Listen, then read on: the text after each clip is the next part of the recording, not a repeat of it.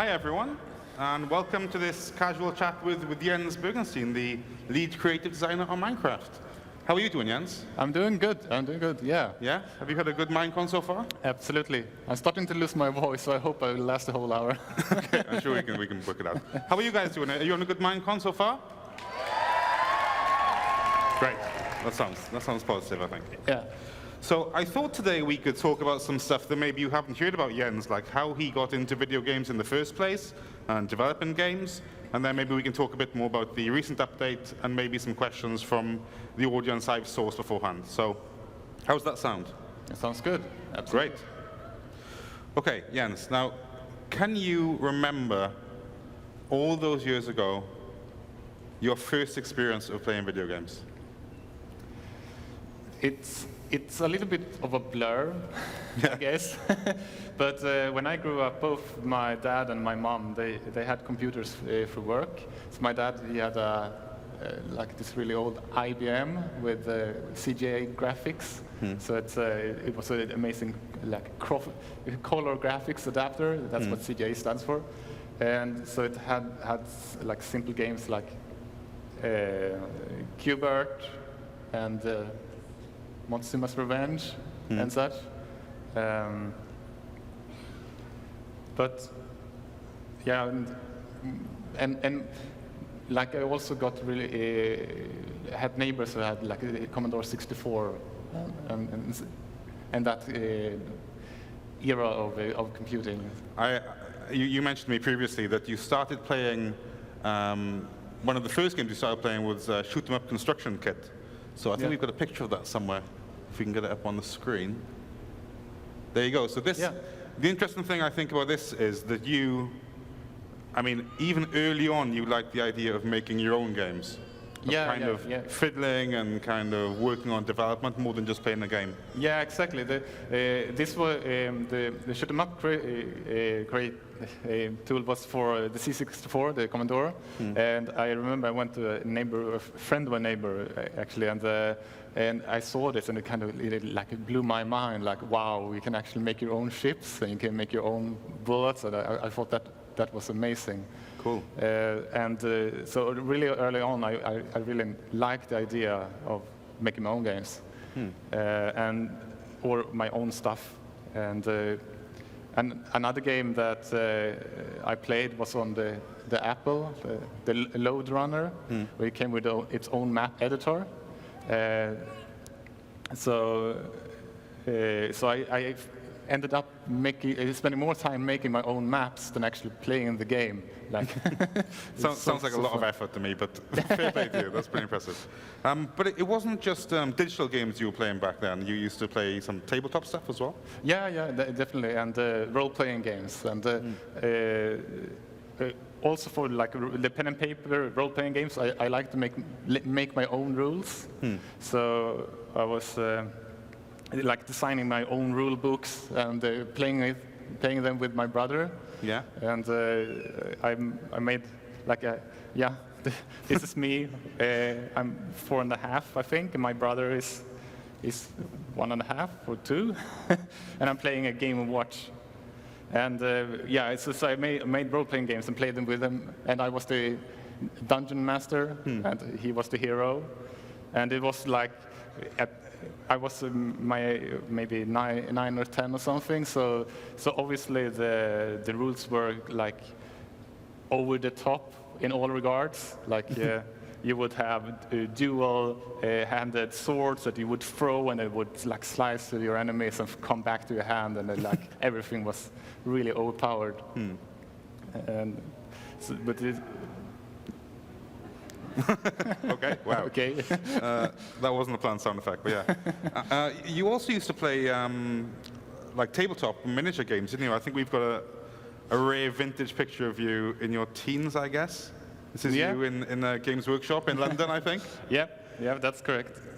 Yeah, I like in my teens I played a lot of Games Workshop games. Like this is a Warhammer 40K or 40,000. I played a lot of Blood Bowl and Fantasy Battle and Necromunda, and also in all those games, we always made our own house rules, and I like to design the rules. And we had, like in Blood Bowl, we made rules for our tournaments, and like that.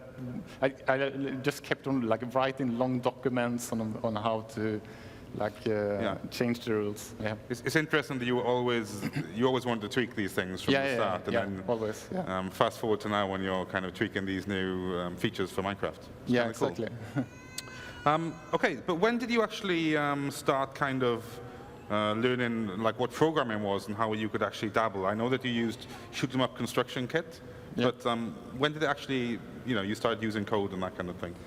Well, what happened was that I didn't really know how to make computer games. So there was a friend of my parents that said that like to make games, you have to learn computer programming.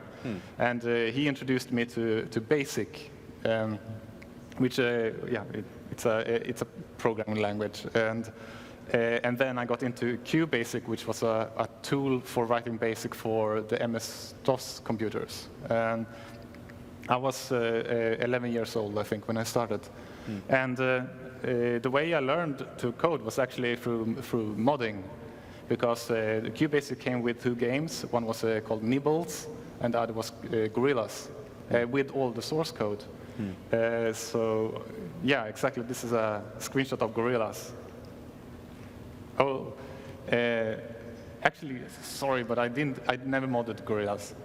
Wasn't this the one where you made it multiple players? Or? No, it was Nibbles. Oh, Nibbles, okay. But that's, yeah, so one thing was that Nibbles was for 2 players, and I added a 3rd player just by like essentially copy pasting code.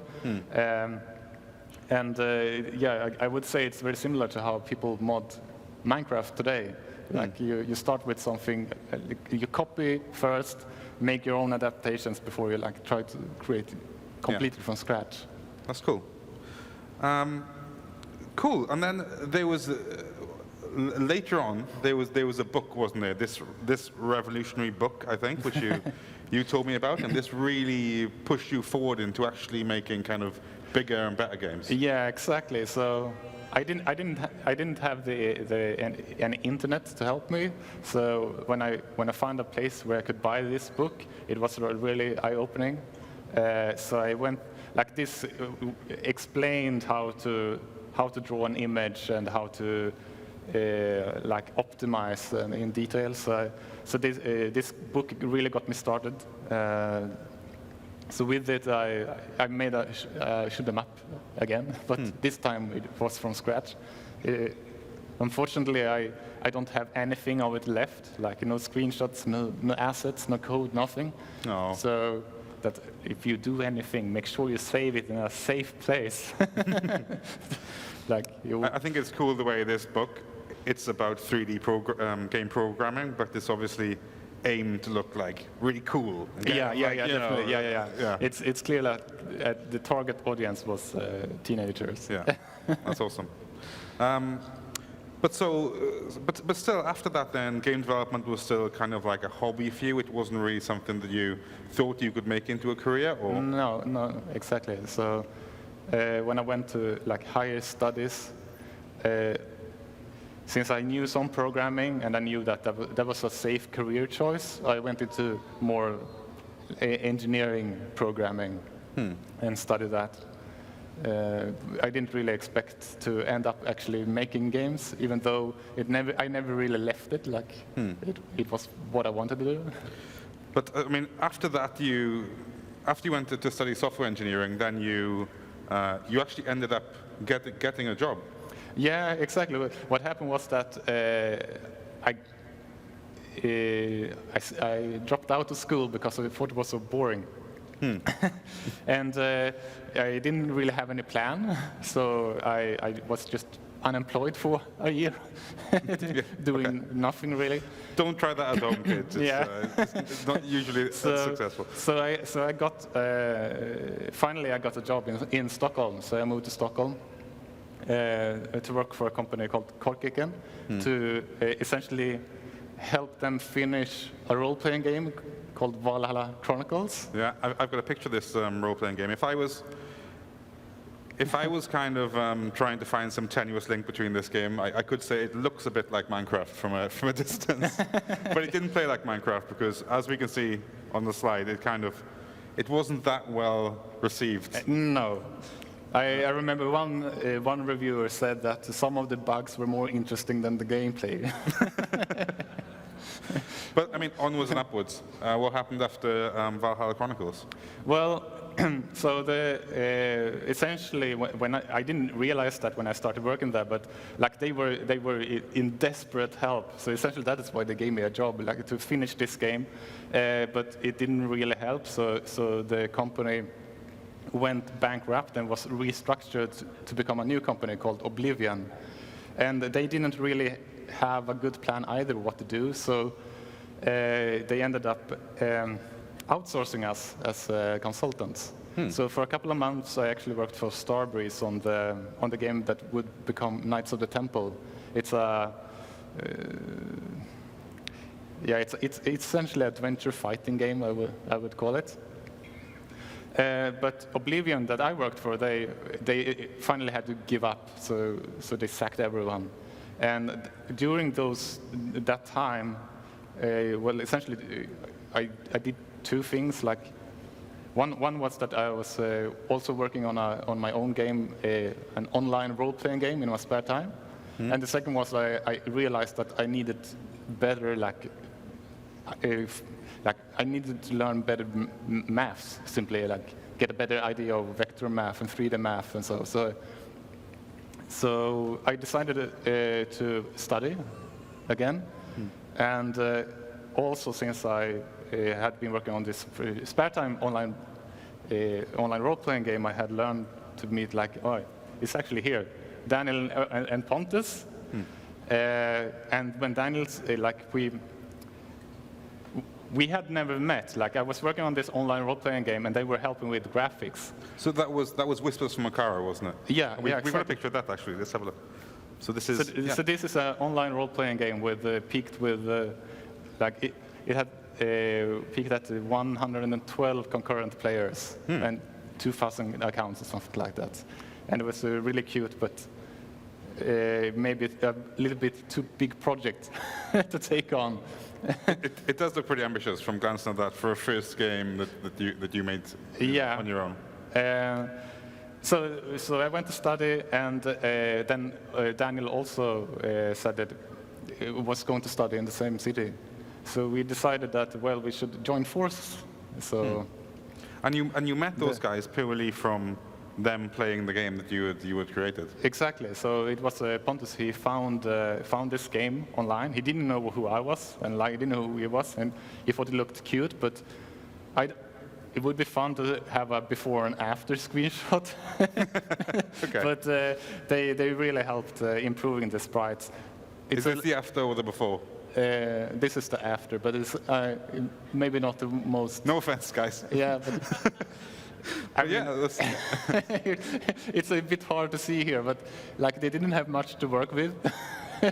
But they really lifted the quality. Like the old characters, for instance, they were looking kind of like Simpsons, like yellow big heads, and I don't know. Anyway. But I mean, this was the origins of you guys forming Oxi Game Studios. Yeah, exactly. This is where you kind of came together and created this tangible development studio. Yeah, exactly. Yeah. That's really cool. So, what did you guys do then? Once you formed this thing and you had Whispers in the Car kind of slowed down? Well, we did a number of projects, but obviously the idea was to become a commercial studio, so we could actually live on our game development. So we made a game called this Strategist, which didn't do really well, but I like it anyway. It's and then we kind of started working on a new online role-playing game, because why not? Called the Dawn of Daria, and we had really ambitious plans for that. So like it would have like faction and interesting, like it was a trading system with resource gathering and a lot of that stuff. But then one day, I just had an idea about like a game where you would have towers that would collect minerals and transport energy. And it essentially became like a tower defense game because you were collecting minerals and there were aliens coming and shooting. And so I just spent one day working on that, and I sent it to Daniel Pontus, and they liked it and started making like graphics for it. So this became Harvest. This was the And here are some pictures of me and Daniel and the Oxi gang. So you can see Daniel at the top with the long hair and Pontus in the corner. Yeah, exactly. And this was Harvest. Exactly. So this tower defense game became Harvest, and we sent it to something called Swedish Game Awards, which essentially was a student competition, and we won a prize. So we thought, oh my, this is great, so let's do this game. So we stopped working on Donodaria and wanted to finish this game, and we worked like really long hours. I had a part-time job, so first I worked in the morning at part-time work, and then in the evening I worked on Harvest, and we did that like intensively for 10 months, and released it.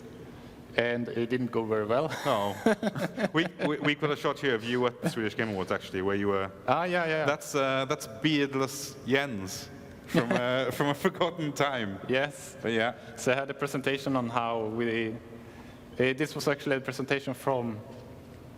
I was displaying the difference from when we won the award to when it was released and all the improvements we had made. And it was really fun. But it was my first... public appearance in a game development scene, And you've got a lot more comfortable with that now, these days. Yeah, it's still scary, but... Cool. And then after that, it wasn't that long until you actually joined Mojang. I mean, that was kind of the next stage in your... Yeah, exactly. It's a bit like... Since Harvest didn't do enough for us to live on game development, I ended up as a consultant and did Java programming for Sony Ericsson. And I also ended up on a company that made a quiz game for Facebook. And all of that was very much Java back-end programming. And during these years when we were working on Oxi, we also went to these game jams because it was a really nice way of meeting other game developers. I also met Notch that way. And I met Daniel Kaplan, who is now the Minecraft producer on Mojang, and we had been keeping in touch. So when Notch formed Mojang, they needed programmers for Scrolls. And Daniel knew me, and Notch had met me before, and they knew that I was doing Java backend programming, which was exactly what they wanted. But Daniel actually asked if I knew someone who would fit the position, and I said, I can do it. Yeah. That's interesting. So when you first joined Mojang, it wasn't actually about Minecraft. It was about Scrolls. Yeah. No, yeah. It was. I was hired to do the back-end development of Scrolls, the card game. I think you joined. I've got a picture of you in the early days. You joined Mojang just before it kind of exploded. In the first year of, they sold 300,000 copies. Yeah. And then within, was it a couple of months? Yeah. Since you were there. It was like 700,000 in 2 months, I think, was the most recent stats. So anyway, how did you end up working on Minecraft at all if you were employed to work on Scrolls? What happened there? Well, what happened was that I started working in December. So now, this December, it's my 6-year anniversary. And I just moved back to Stockholm, and I didn't really have anything to do for the Christmas break, but everybody else went to their families. So I decided, well, I'll do stuff in Minecraft then, essentially. Because just the week before, I didn't have anything to do on Scrolls. It was just still an idea in Jacob's head. So I'd help Marcus with smaller things in Minecraft, like added the item tooltips. So I had all the source code and everything. So I had essentially one task, and that was to add the colored wool to the survival mode, because it existed in Minecraft Classic, but not in the survival mode. So during that Christmas break, I was hacking away happily.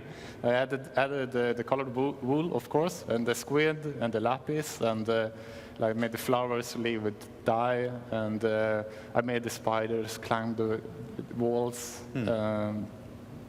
And you did all of that without it being, well, it wasn't really your job basically to do it. No. But then when the guys came back after the Christmas break, they dug your work, didn't they? So. Yeah, exactly. So when everybody came back, I had this demonstration. Like, I added this and this and this and this.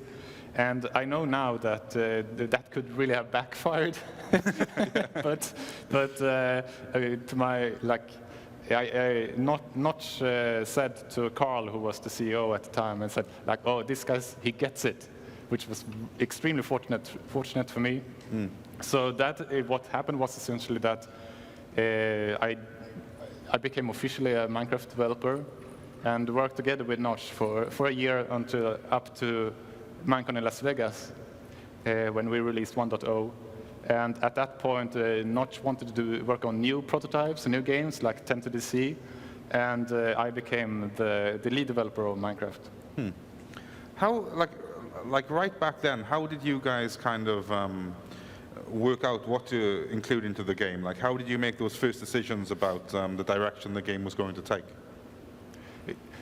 It was more or less like we had lunch discussions, and we just threw out ideas. It was extremely short cycles. We still did like the Friday updates back then, and we didn't think many features or updates ahead. Like, we did what we felt was right at the moment. Yeah, I've heard you talk a little bit about how Dwarf Fortress was one of the inspirations for Minecraft. Yeah, definitely. So the inspirations for Minecraft has been Dwarf Fortress and like to some extent Roller Coaster Tycoon and Dungeon Keeper, and that's why we've chosen this kind of fancy medieval style that we try to keep everything within. Yeah. Yeah. Cool. It's interesting when you think back to those games like Dwarf Fortress. That kind of creates. If you didn't know, Dwarf Fortress creates a kind of procedural narrative which is kind of locked in, and you kind of play alongside in that world. But in Minecraft, you've left that a bit more open, like the way players will interpret the lore and that kind of feel. Like, how do you think those two things would, did you make that conscious decision to let people interpret it themselves instead of giving them a kind of actual backstory that they're going to follow in detail? Yeah, in a sense, yes. That we wanted to keep Minecraft slightly mysterious and to give players make their own story. It's also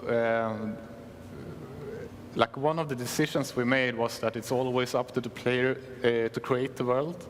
Like when we added villagers, which we did in the end of beta, just before Las Vegas, we were discussing intensively how the villagers should work. Like if you were essentially feeding the villagers with resources and they would expand. But in the end, we decided, no, let's just, like, if a village is to expand, it's up to the player to expand it. So that's why there's nothing, like, we put things into the world, but nothing really expands unless the player works it out. Which is also like, we also realized that regardless of what rules we put on the villager, breeding, if you may call it that, players would always find the shortest route. So that's why we have just like, we only check like a door if it's outside and inside, and that creates a room somehow. So that's why we only count the doors, because counting if it's an actual house is really complicated. So we just said, like, it doesn't really matter how complex we make it, because people will always make the minimal possible. Yeah. And so we're kind of hoping that people would still build a village that looked nice, Now I know people don't do that. They just make rows of doors. But you play the game the way you want to play it. Yeah, of course. You're always going to get people who want to min-max it, and that's Yeah, okay. That's yeah. cool. I mean, but you weren't too keen on survival back in the day, were you? Oh no. No. You weren't too keen on creative, was it? Or the other way around? No. Like when I started playing Minecraft, it was in 2009 when it was Minecraft Classic, and it was only creative mode.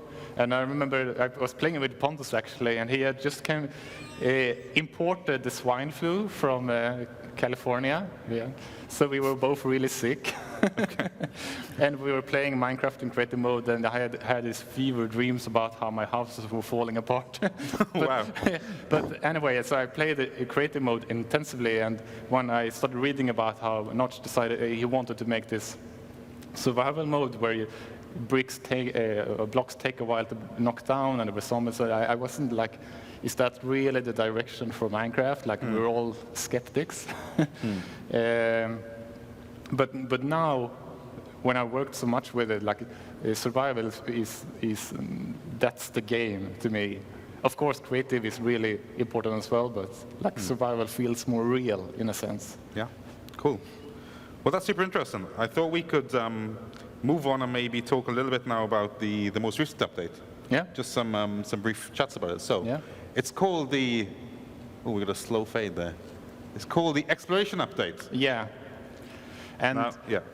yeah, and I read on Reddit, like people are, oh, the exploration update, like, because what's the exploration? And to be honest, the name should have probably been more like expedition update now when I think about it, but it was one of our colleagues that suggested it. But anyway, the idea is that we added the cartographer that gives you these maps that you can explore, and that feature is something that I wanted to add, like, for many years. It's a really, really nice way of letting people find things in the world.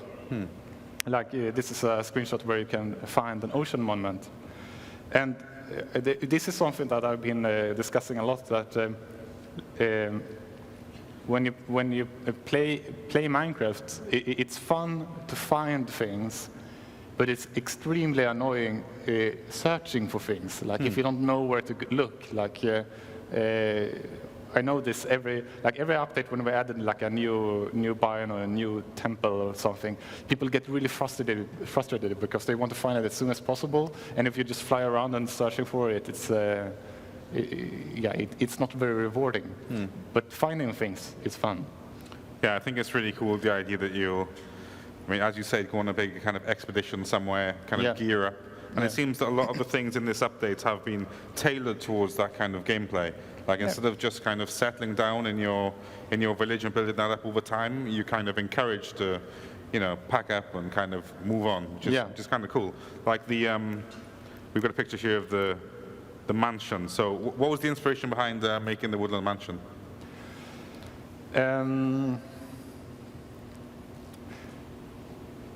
Yeah, I wonder. actually, what spooky mansion is essentially what it is. No, it actually just started with I was thinking like, what can I build with like the dark oak planks, and I just started building something, and then like kind of like look and feel of it. So I decided like, maybe I can turn this into like a procedurally generated house. And so I just started working on it, and I actually started working on it already before 1.10 was released, because 1.10 we had already locked down what features to add, so I didn't want to add more stuff to it because then it would just get delayed. So I just started working on the next update immediately. But as I said during my presentation, like I'm using the templates for this, but because the templates save me so much time, I raised my ambition level, so now it actually took more time than it did with the other dungeons. It does look pretty cool, though. The fight you were having in there earlier was pretty awesome. And then you also included llamas. Yes. People dig llamas. Yes, like one thing about Minecraft is that yeah, there's so much things to do and so many different aspects of the game, and some people really love the animals, and some people really love the redstone, and some people really love fighting zombies. So that's why it's so great with modding, because you can really focus on things. Like Mode Creatures adds like hundreds of animals, and Red Power adds really cool redstone power things. But so we want to grow the game in all directions slowly. So we try to like add new animals like all the time, like polar bears, and this time we wanted to add. We've been talking a long time actually about adding alpacas, because they look like sheep with long necks. But then I did the tweet where I asked like this kind of subtle tweet, and I let people vote for llamas and alpacas, and then llamas won. And then our colleague Agnes, she actually started working on the llamas, and I told her like, go on Wikipedia and try to read on what like makes the llamas special compared to alpacas specifically. So because they're very different animals, and that's why like we went with the idea that they are beasts of burden, so they act more like mules than sheep. And then of course, like you want to be able to swag them out and put his clothes on and. So can you? I mean, how many different types of rugs can you put on them? Or you can make your own? It's one for each Minecraft color, so it's 16 different ones. Nice, that's cool. It's interesting that even the llamas kind of tie into that idea of exploring, because you can kind of, load them up with your belongings, then go on some epic journey with a train of llamas. Yeah. The caravan thing is really cute. Yeah, that's awesome. And then also, one of the other updates was the Shulker box. Yeah. So explain a little bit about why you added this to the game. Yes, so people have often been asking about, we add many new items all the time, and it's getting, your inventory is getting more and more like crowded. I know there are mods that add backpacks that essentially expand your inventory, and it just made sense in a way, like, because to me, an object that expands your inventory, that's really late game. And Shulkers, they are also really late game. So it just fit together, I think. And then, of course, since it's based on the Shulkers, you can put them in the ceiling, they will open down, and on the wall, and they will do this like this noise. You can stand on them, and you'll go up slightly, and yeah, it was just neat. And then when the actual implementation was made by Thomas, Prof. Mobius, and when he was working on it, he realized that actually he had to make each block has a rule that says what should happen when it's pushed by a piston. And most of the time it's just get pushed, and for some blocks it's that like flowers, they will pop. And then he realized it would make sense that a shulker box would pop, because then you could use it, as we said on the presentation, that you can actually use it to transport data, because you can fill it and you can use the command blocks to test for different coordinate positions in the inventory and put it somewhere else. And we thought that it was really interesting to, we're looking forward to see what the map makers are going to make out of it. I'm sure they're going to do some stuff which you could never even have comprehended. Yeah, even when probably, you were making the shulker box. Probably, yeah. For sure, it's very cool. I mean, this update, as we've mentioned, kind of ties in together. It feels like a kind of a cool little exploration package.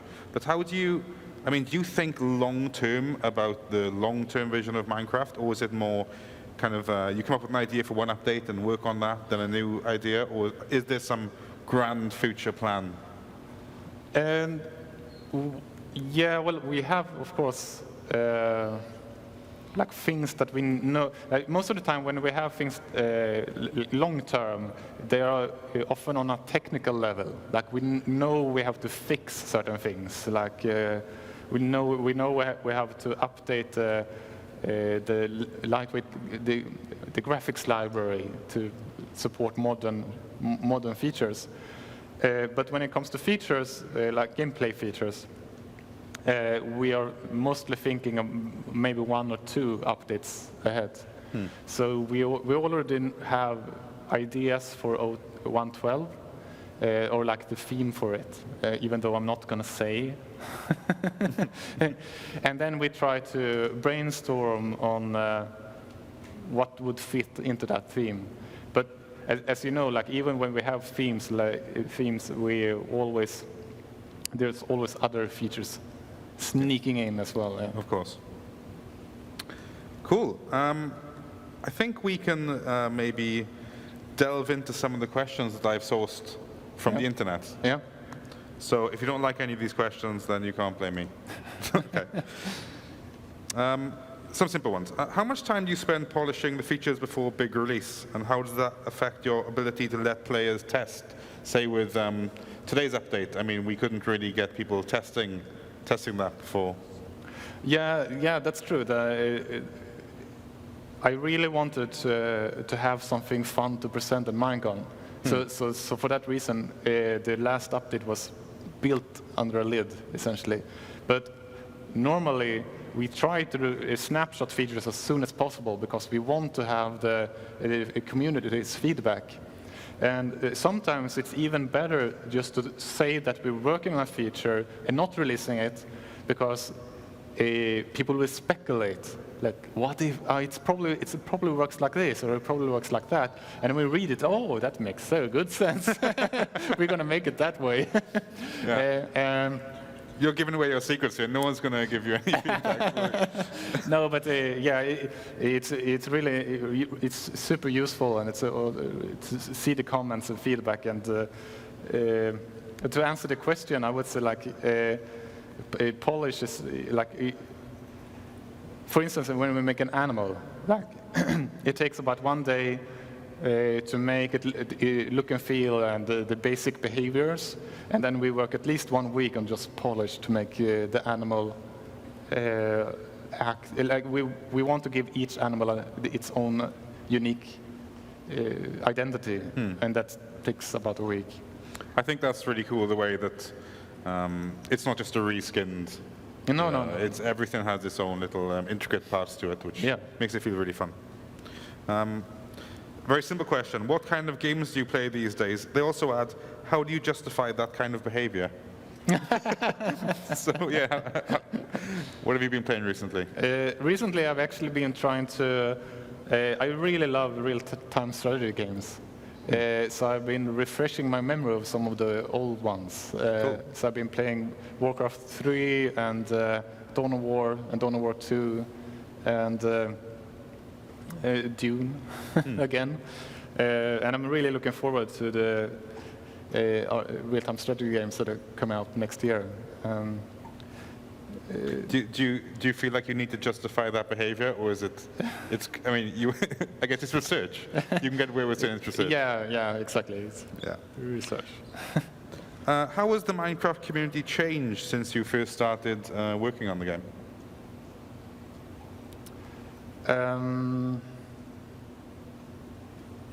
That's a good question. I mean, there's always like new players coming in, being excited, and I think the game is very different for someone who starts playing today compared to someone who has been playing for 5 years, because old players,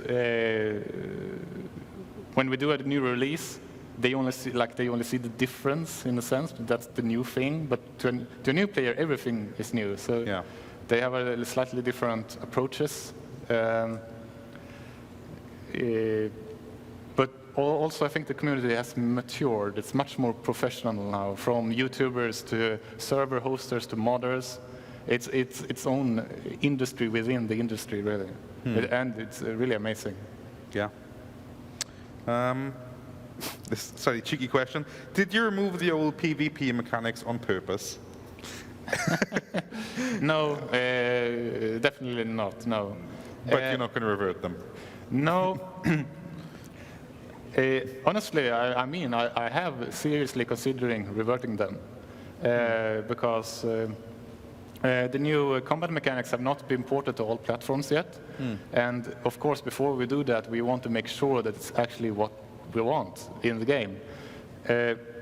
But when I was when I was playing the game, now I feel I would be really sad to go back to how it was before, because I really like the more rhythm kind of fighting that we have now.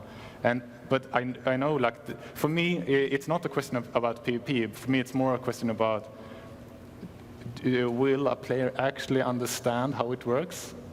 Because previously it was just click, click, click, click, click, click, click, and you would survive.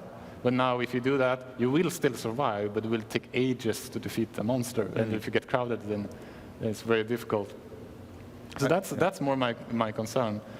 I think over time people have, I mean, it was the initial shock of the change that people were most kind of upset about. Yeah. But over time they've kind of chilled out, I think. Yeah, but also we've been, I mean, there have been discussions of actually trying to make a real, like an official competitive setting for Minecraft that doesn't change over time. Because one of the problems is that you want to be, if you want to play competitively, you want to really nail your skills, like you want to be perfect. And then that doesn't work if we change the rules every 3 months. So we are actually, like, we're thinking about what is the proper competitive setting for Minecraft. And I don't have the answer right now. It may be that, well, it's 1.8. That's the competitive setting, but we'll figure it out. Okay. Easy question. Pancakes or waffles? Pancakes. Pancakes, okay. What kind of topping do you put on those? Hard-hitting questions here. Cream and jam. There you go. You should at a MINECON, cream and jam. How is the progress on the new launcher? We've actually got Mons working on the new launcher. Yeah, Mons and Nathan, Dinnerbone have been working on that. It's good, yeah. I think it's nearly finished. Yeah? Yeah. Well, it's exciting.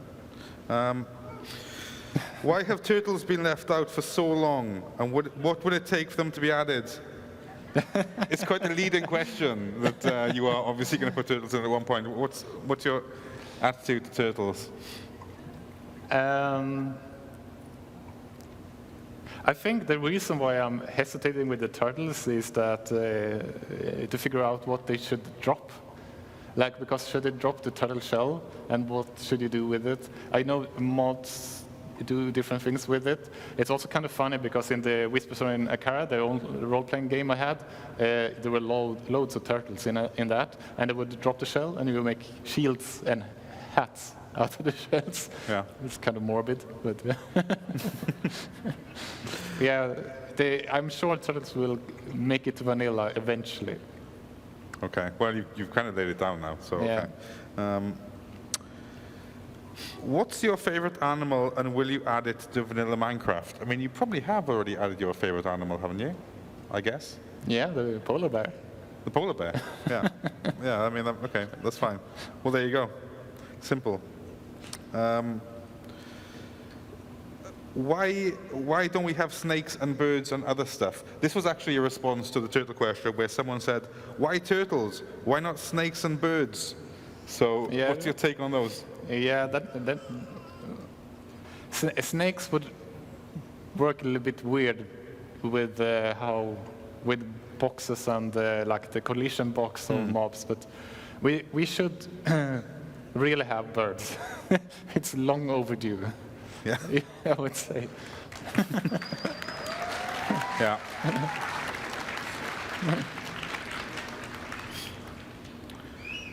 Okay. Can we change the villagers? I like how they say "we," like they're, you know. Yeah, can we change the villagers' moans to something more cheerful? The villagers' moans. Ah. Yeah. Huh. They want a more cheerful sound effect. Is that cool? No. No? Okay. Okay. I really like this question. Okay. Can you add astrology, like building a telescope to see the stars and signs from the gods about the spawn rate of different mobs? And then they say, or something along those lines. Honestly, you actually told me that question in advance, and we have actually been talking about it because currently the star field in Minecraft, we render each and every star, but the position of them, they are just based on a fixed random seed, so they're just randomized. But what it means is that instead of just putting them randomly, we could actually have constellations and have them a predictable pattern or similar. It's just that, yeah, it's been on the to-do list for actually several years, and there's never really been a point in time when someone has sat down and done anything with it. But it's an excellent question. Yeah. It'd be pretty cool using the constellations to work out the direction you're heading in and stuff, wouldn't it? Yeah, you know, that'd be awesome. definitely. Yeah, definitely. Okay, I don't know what you're going to say, but will we see any more spin-off games for Minecraft since Telltale Minecraft Story Mode did well with some minor negative reviews? But what's your take on spin-off games? Yeah, I would definitely like to see more of them. Yeah. Cool. Okay, I'm gonna the last question, and it's a developer question. Maybe you can explain this for people who don't understand. Tabs or spaces? Oh. Yeah. Grum won't like this, but I'm a tab person. But all the source code in Java uses spaces, because apparently that's superior according to Grum. Okay. But there's some conflict in the team on this subject. Basically, it's how you format the code, isn't it? Yeah, exactly. Yeah. Okay. Well, yeah. I mean, that's it. That's all we've got time for now. But that was pretty cool. Yeah. I hope you guys enjoyed the casual chat. Yeah. Thank you very much. Thank you.